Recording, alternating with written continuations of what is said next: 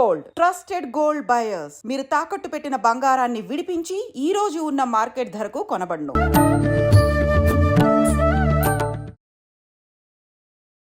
నమస్కారం, welcome to I dream. ధర్మ మార్గం కార్యక్రమానికి స్వాగతం. నేను మీ విజిత. ప్రస్తుతం మనతో పాటు ఉన్నారు శ్రీ విద్యా ఉపాసకులు. గత కొన్ని సంవత్సరాలుగా ఎంతో మందికి ఉపాసన శిక్షణ ఇచ్చిన వారు శ్రీ శ్రీ శ్రీ గురు కరుణామయ్య గారు. ఇప్పుడు గురుగారితో మాట్లాడి మరిన్ని విషయాలు తెలుసుకుందాం. నమస్కారం గురుగారు. ఒకప్పటి కాలంలో, పూర్వకాలంలో చూసుకుంటే చాలా మంది 100 ఏళ్లకు పైగా బ్రతికున్న వాళ్ళని, కొంతమందిని ఇప్పటికీ మనం చూస్తున్నాము. ఎలా సాధ్యపడుతుంది అసలు? నిజంగా మనిషి ఆయుష్ అనేది ఎన్ని సంవత్సరాలుగా నిర్ణయించబడింది? ఎందుకని అంత ఎక్కువ కాలం ఈ జనరేషన్ వాళ్ళం బతకలేకపోతున్నాం అంటారు గురుగారు? కర్ణుడి చావుకి కారణాలు చాలా ఉన్నాయి. ఈ ఆయుష్ యాక్చువల్గా చెప్పాలంటే పూర్వకాలం మీద పెరిగింది అంటారు. సైంటిఫిక్ గా లాంజివిటీ పెరిగింది, కానీ 30 నుండి 60కి పెరిగింది, కానీ 90లు 100 ఏళ్ళు బతికి వాళ్ళు చాలా తక్కువ. అందులో ఈ మధ్యన చూస్తున్నారు హార్ట్ అటాక్లు ఎక్కువైపోయి 20 ఏళ్ళు 30 ఏళ్ళ వాడు కూడా డాన్స్ చేస్తూ జిమ్ చేస్తూ పడిపోతున్నారు. అవును గురుగారు. దీనికి కారణం ఏంటంటే ఫస్ట్ది ఆహారపు అలవాట్లు. సాత్విక ఆహారం అంటారు. పూర్వకాలంలో ఇన్ని హోటల్స్ ఉండేవా చెప్పండి? లేదు. అసలు ఆహారం అమ్మడం పాపం అనేది అప్పుడు ఇది ఆహారం అమ్మడం పాపం. వాళ్ళు పెట్టేవారు, వాళ్ళు ఏదైనా ఇస్తే పుచ్చుకునేవారు. అన్నార్థులు ఎవరు ఉండేవారు ఆ కాలం నుండి నేను వస్తాను. అప్పుడు 100 ఏళ్ళు 180 ఏళ్ళు బతికిలి వాళ్ళము. ఇప్పుడు ఆహారము హోటల్లో తింటున్నాం.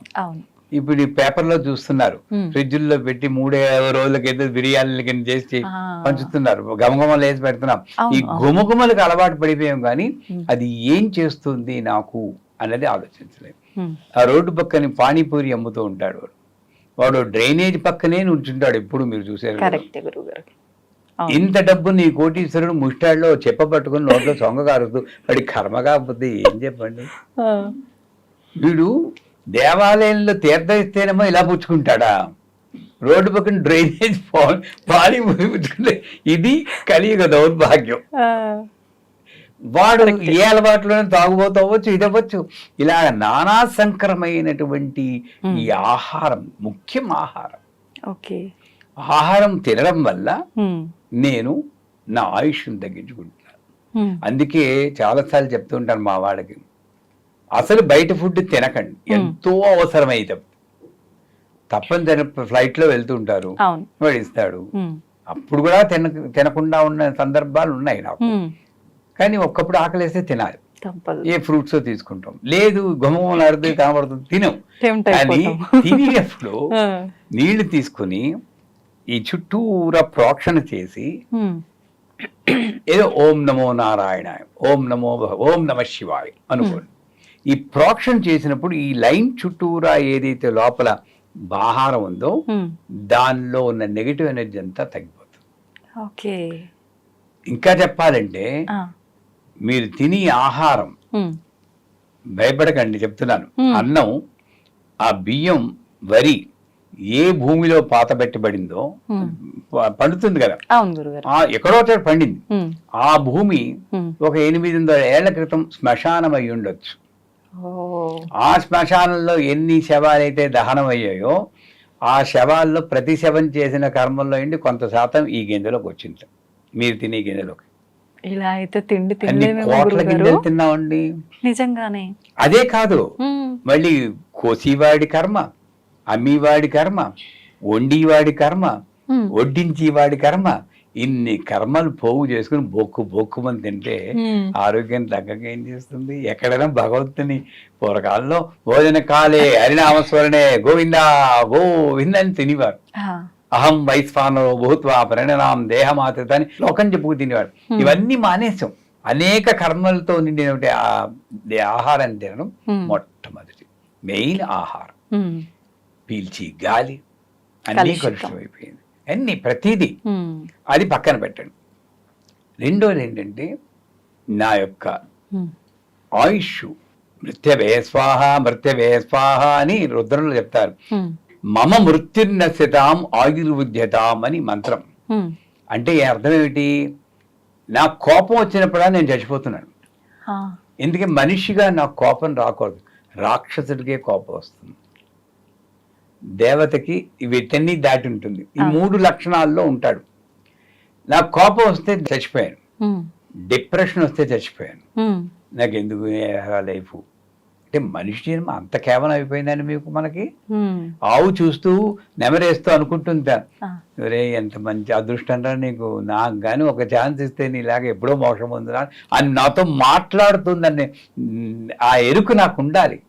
అంత గొప్ప లైఫ్ని ఏదో చిన్న చిన్న ప్రాబ్లమ్స్ వస్తున్నాయి, 10కి ప్రయోజనం, ఆ సెల్ఫ్ ఎస్టీమ్ డౌన్, అది చావు. స్వార్థం, అనేక రకాల చావులు చస్తూ ఉంటాంట మనం. మనకి ఒకే చావు చేస్తుంది తెలుసు. మనిషిగా నేను ఎప్పుడు కృతజ్ఞత లేకుండా ఉంటానో, ఎప్పుడు ప్రతి పూజకి ఒక కోరిక చెప్పుకుంటానో అప్పుడంతా చచ్చిపోయాం.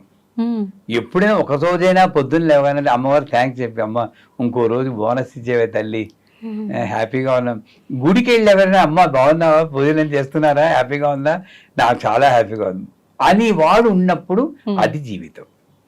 వెళ్ళడమే నాకు ఉద్యోగం రావాలి, నాకు డబ్బులు రావాలి, చిట్టా పెద్ద లిస్టే. ఇది మరి చావులే.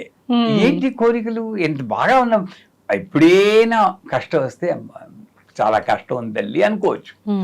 ఇన్ని ట్రిప్పులు వేస్తే ఒక్కసారైనా థ్యాంక్స్ గివింగ్ ప్రేయర్ అని చేయాలి. అమెరికాలో చేసి వాళ్ళు థ్యాంక్స్ గివింగ్ ప్రేయర్ అంటే చాలా కృతజ్ఞతలు చాలు అని.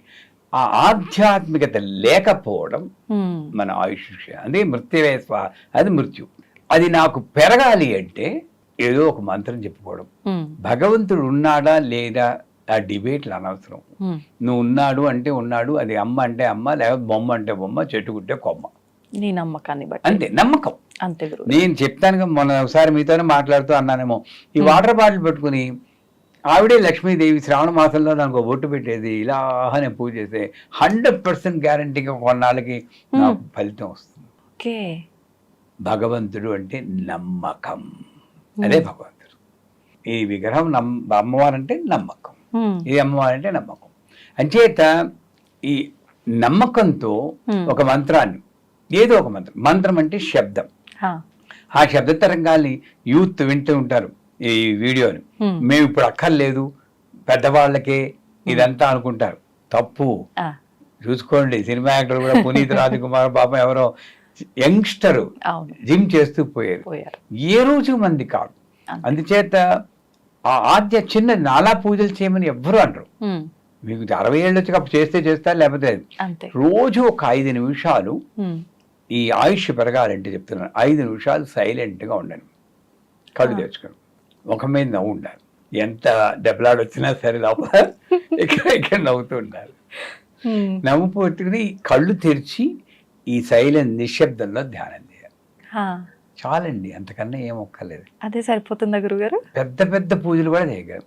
ఏమైనా ఇప్పుడు చేయాలనిపిస్తే ఓం నమ శివాయ, ఓం నమ శివాయ, ఏదో ఆ మంత్ర జపం అన్నది మన ఈ వికారాలు, కోపము అన్ని తగ్గించి, ఒకటి ఆహారం, 2 ఈ ఆధ్యాత్మిక కోపాలని తగ్గించుకోవడం, 3వది మంత్ర జపం. ఈ 3 కలిస్తే డెఫినెట్గా అసలు ఇంకోటి జీవించడం అంటే 70 ఏళ్ళు జీవించేనా 108 ఏళ్ళు జీవించేనా కాదు. శంకరాచార్యుల వారు 32 అన్నేళ్ళు జీవించారు. కోకిల్లా ఒకరోజు బతికినా సరే కాకిలా కలకాలం బతికితేనే. జీవించడం అంటే వాల్యూ తెలుసుకుని ఇలాగ నవ్వుకుంటూ మాట్లాడుకుని 10 మందికి ఉపయోగపడాలని మనం మాట్లాడుకుంటున్నాం చూడండి, ఇది జీవితం. నిజమే. ఇంట్లో కూర్చుని ఇలా కూర్చుని బ్రౌజింగ్ చేస్తూ ఒక్క ఛానల్ చూడకుండా ఇది జీవితం కాదు. Bring value to your life. ప్రతి ఒక్క నిమిషం రోజులో కొంతైనా మనం వెనక్కి తిరిగి చూసుకుంటే ఐ లివ్డ్ హ్యాపీలీ అని, అది నిజమైన ఆయుష్. అది పెరగాలంటే ఈ ఆహారము, కోపతాపాలు తగ్గించుకుని నియంత్రించుకోవడం, ఆధ్యాత్మికత కించిత్ ఉండడం ఎంతైనా అవసరం. ధన్యవాదాలు గురుగారు. నిజంగా చాలా మంచి విషయాలు ఎంతో అర్థవంతంగా మా అందరికీ అర్థమయ్యి మేమందరం విని పాటించే విధంగా చెప్పారు. ధన్యవాదాలు గురుగారు.